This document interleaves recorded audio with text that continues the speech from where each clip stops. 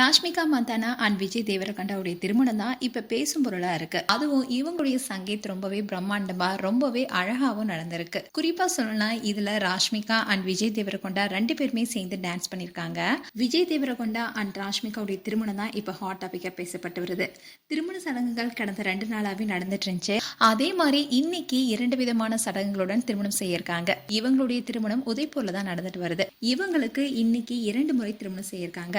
காலையில தெலுங்கு பாரம்பரியப்படியும் மாலையில கொடவா பாரம்பரியப்படியும் திருமணம் நடக்கும்னு சொல்லப்படுது. இந்த திருமணத்துல குடும்பத்தினர் அண்ட் நெருங்கிய ஃப்ரெண்ட்ஸ் மட்டுமே கலந்திருக்காங்க. அதுவும் சங்கீத் அன்னைக்கு விஜய் தேவரகொண்டாவுடைய அம்மா பாரம்பரியத்தின்படி மருமகள் ராஷ்மிகாவுக்கு பரம்பரை வளையல பரிசா கொடுத்திருக்காங்க. மாமியார் கிட்ட இருந்து கிடைத்த பரிசால ராஷ்மிகா ரொம்பவே மகிழ்ச்சியில இருக்காங்க. ஆரம்பத்துல இவங்களுடைய திருமணத்துல விருந்தினர்கள் எல்லாருமே முதல்ல வாட்டர் வாலிபால் விளையாடினாங்க. 2ஆம் நாள் விரோஷ் பிரீமியர் லீக் கிரிக்கெட் போட்டியும் நடந்துச்சு. இப்படி இருக்க சூழல தான் February 25 அன்னைக்கு ஹல்தி அண்ட் மெஹந்தி சடங்கும் நடந்துச்சு.